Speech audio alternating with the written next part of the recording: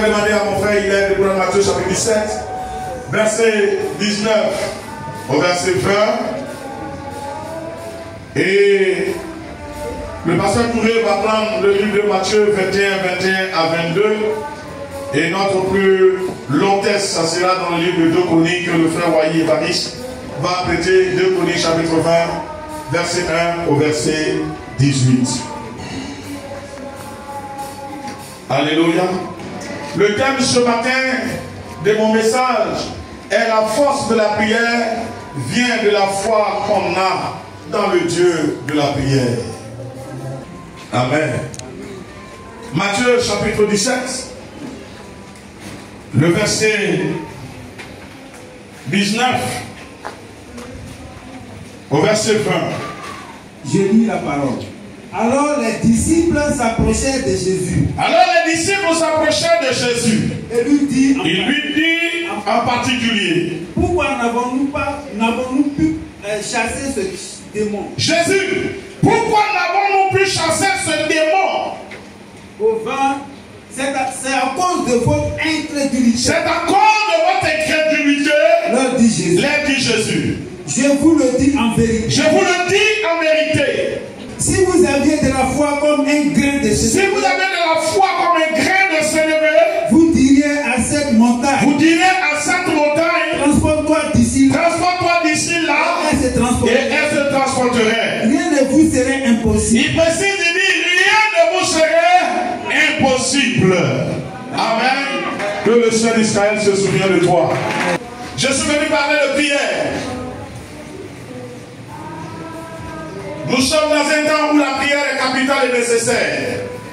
On en a besoin. Quel que soit notre état spirituel, on a besoin de prier. On a besoin nous-mêmes de prier et on a besoin qu'on prie pour nous. Surtout la prière efficace, la prière qui porte. On a fait une veillée ici où le thème était la prière fervente a une grande efficacité. Je reviens sur la prière ce dimanche pour te parler de la force qui est dans la prière. Parce que prier, c'est parler à Dieu. Pour nous chrétiens, prier, c'est parler à notre Dieu. C'est prendre un temps devant le Seigneur pour pouvoir s'exprimer et apporter ses besoins à Dieu. Présenter sa situation à Dieu. Alléluia. C'est ça, la prière. Dans l'église, il y a différentes formes de prière. Il y a la prière d'adoration, d'exaltation, dans laquelle nous élevons Dieu en disant à Dieu, c'est haut fait, c'est bien fait. Nous le célébrons en criant son nom, en glorifiant son nom. Ça peut être par la chanson, comme par assis quelque part. Alléluia. Amen. On s'adresse à Dieu. Amen. Et puis, il y a la prière dans les cas où on parle à Dieu de soit notre faim, de notre besoin de travail, de notre besoin de santé, de notre besoin de délivrance, de notre besoin, je ne sais, de logement, où on présente notre situation à Dieu. Mais dans tous les cas, la prière dans laquelle il y a une véritable force, c'est celle dans laquelle il y a une véritable confiance. S'il y a des gens qui disent qu'ils prient, et puis on retrouve des talismans, on retrouve des bagues, on retrouve qu'ils vont faire le tour en train d'aller faire d'autres sacrifices, en réalité ce n'est pas parce qu'ils ne prient pas, mais ils n'ont pas confiance au Dieu de leur prière. Donc quand ils le prient, ils sont obligés, ils se sentent obligés d'aller s'adresser à une autre divinité en lui offrant des sacrifices pour compter sur la réaction de cette divinité satanique, de ce démon. Mais le chrétien, il prie sans autre sacrifice parce qu'il a confiance au Dieu de sa prière. Jésus dit en Jean 14, verset 14. Il dit tout ce que vous demanderez au Père à mon nom. Verset 13, c'est bon, je le ferai. 14, il dit tout ce que vous demanderez à mon nom, je le ferai. Que Jésus n'attend pas que je le prie en français avant de le comprendre. Jésus n'attend pas que je le prie en Nida avant de le comprendre. Jésus n'a pas besoin que je le prie en langue gauloise, en française, avant qu'il ne le comprenne. Jésus n'a pas besoin que je le prie en anglais. Même si je suis Colombo, que je parle à Jésus en Colombo, Jésus entend, pourvu que j'ai confiance en lui. Alors, si nous sommes dans l'année du réveil, c'est que nous sommes dans l'année des résultats. Il faut que tes prières puissent avoir des résultats, tes prières puissent porter. Ces prières n'ont porté que lorsque toi-même tu as confiance au Dieu de la prière, qui te confère une confiance en ta prière. Jésus n'a pas besoin que tu sois adulte pour qu'il te réponde. Il a besoin que tu le pries avec confiance. Jésus n'a pas besoin que tu sois enfant avant de te répondre. Il a besoin que tu le pries avec confiance. Mais si tu ne le connais pas, si tu ne le fais pas confiance, comment ta prière va porter? Alors je suis venu te dire une chose. Persévère dans la prière, mais mieux, persévère dans la recherche de la connaissance de ton Dieu, au point que la confiance en ton Dieu grandit, et que dans toutes circonstances, lorsque tu te mets à prier, que tu puisses croire en ton Dieu et que tu crois en ta prière. La puissance de la prière vient de la confiance qu'on a au Dieu de sa prière. C'est pourquoi je vais te demander de ne pas blâmer les gens. Il prie, il pleure. Mais c'est parce qu'il n'a pas confiance au Dieu de sa prière.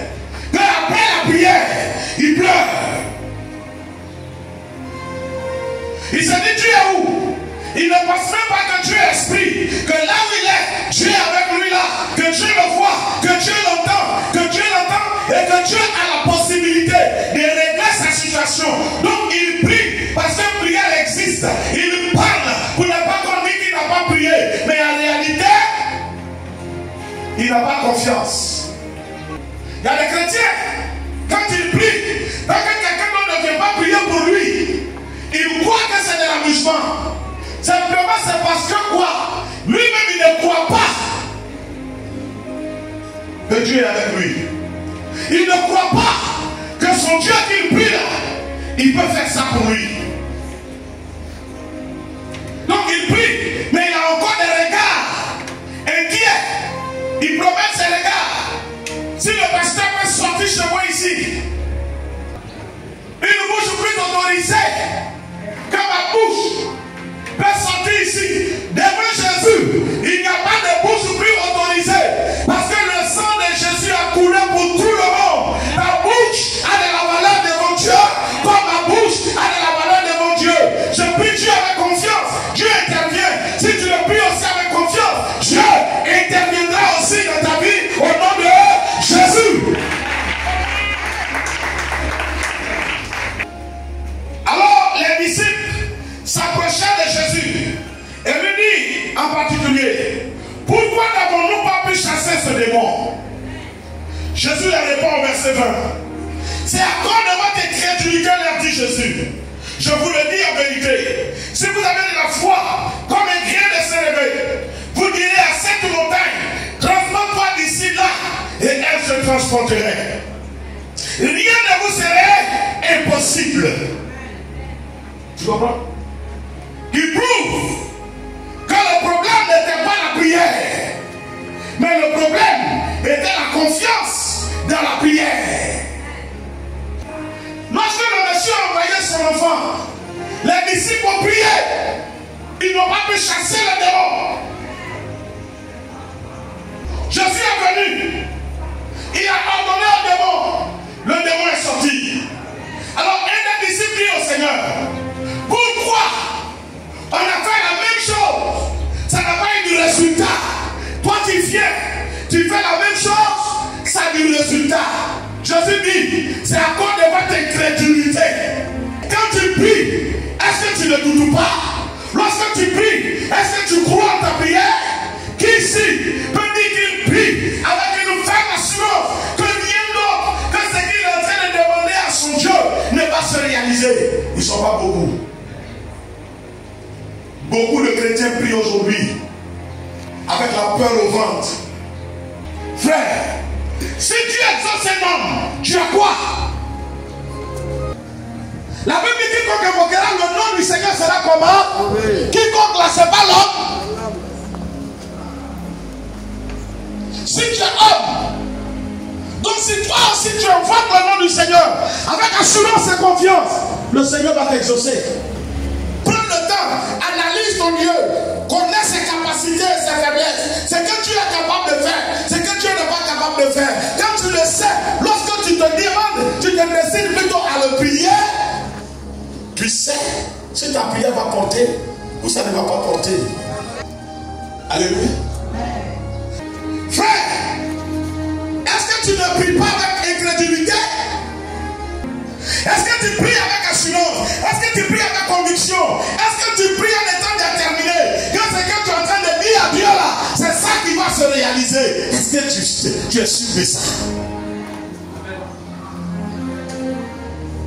Et surtout quand on a prié 1 semaine, 2 semaines, 3 semaines qu'on n'a pas encore vu le résultat.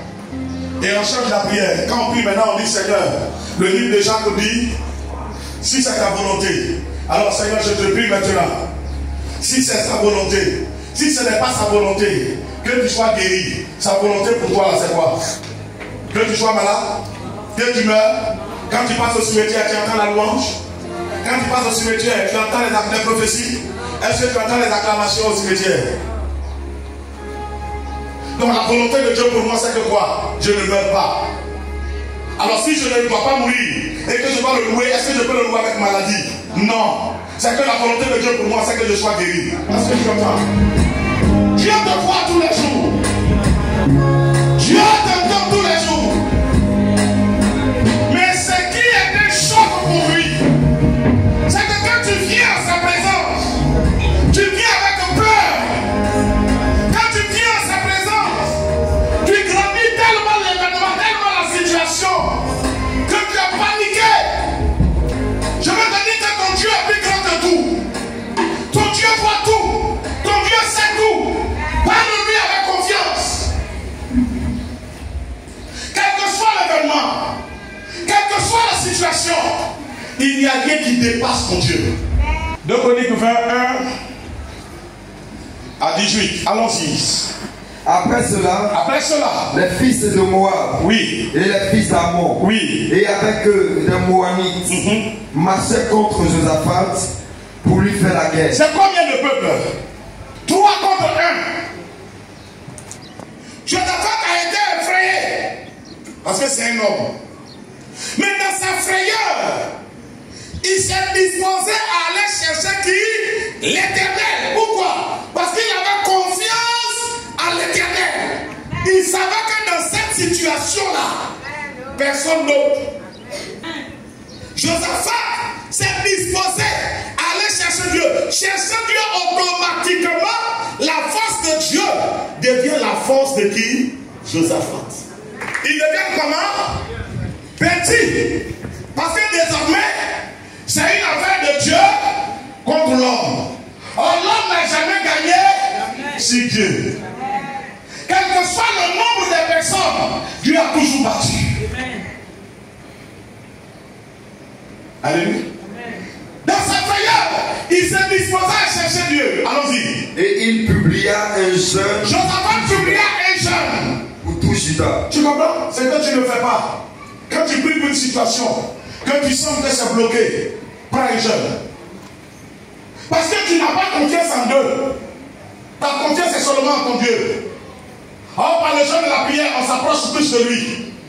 Au lieu d'opter pour l'homme, opte de rapprocher de lui. Tu l'as prié 1 semaine, 2 semaines, ça ne va pas. Dieu est plus l'homme qui est plus efficace. C'est Dieu. C'est Dieu, c'est de Dieu que j'attends ma réponse. Donc je fais quoi? Je continue à pécher genoux. J'ajoute à ma prière un temps de jeûne et je réclame. Papa, je sais que tu peux le faire. Il dit, si pour les hommes, vous savez donner de bonnes enfants, à combien plus fort votre Père qui est dans les cieux ne donnerait-il pas de bonnes choses à ceux qui le lui demandent?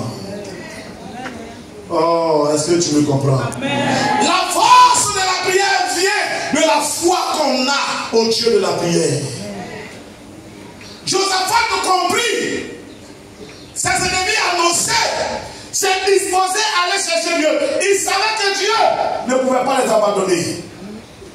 La Bible dit ceci: demain, descendez contre eux. Demain, descendez contre eux. Ils vont monter par la colline de Sith. Oui. Et vous les trouverez à l'extrémité de la vallée, en face du désert de Jéruel. Oui. Vous n'aurez point à combattre. Ce ne serait pas vous qui allez combattre en cette affaire. En cette affaire. Présentez-vous. Présentez-vous seulement. Tenez-vous là. Tenez-vous là seulement. Et vous verrez la délivrance que l'Éternel va vous accorder. Quand les événements arrivent, en tant qu'humain, c'est normal que ton cœur se coupe beaucoup. Mais quand ton cœur s'est coupé, quelle solution tu apportes? Apporte Dieu comme solution face à tes problèmes. Amen. Que Dieu soit la solution à tes problèmes. Amen. Dis, cette situation, je vais me tourner vers le Dieu des miracles, qui n'a jamais trahi, qui n'a jamais échoué. Il va le faire. Nous sommes dans l'année du réveil. Que ta prière porte. Amen. Que ta prière aide le fait. Amen. Que ta prière amène le changement que tu désires. Amen. Que l'Éternel voit ton cœur et t'exauce. Aucune situation, grande qu'elle peut être nommée, ne dépasse la capacité de ton Dieu. Amen. Que l'Éternel te bénisse dans le nom de Jésus. Est-ce que tu le comprends? Ne perds pas de vue cela. Si un homme ne peut pas refuser de la nourriture à son enfant, il serait que pour lui dire attends le soir. Ce n'est pas Dieu qui va te refuser la victoire et qui va te livrer à tes ennemis. Amen. Que Dieu te bénisse. Tiens-toi debout et parle à ton Dieu. Dis à Dieu, mon cœur est entraîné. Augmente ma confiance en toi.